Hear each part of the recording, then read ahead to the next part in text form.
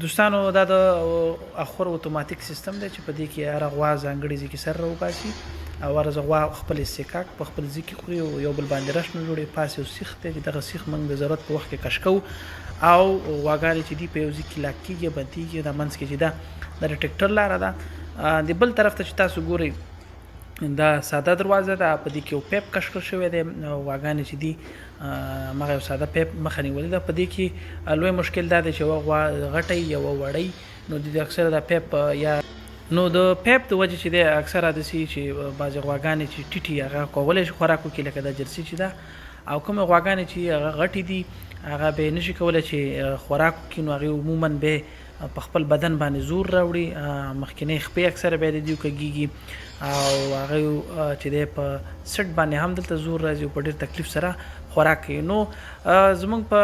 نظر باندې هغه غواګانې چې هغه اتوماتیک سیستم لري د هغې خوراک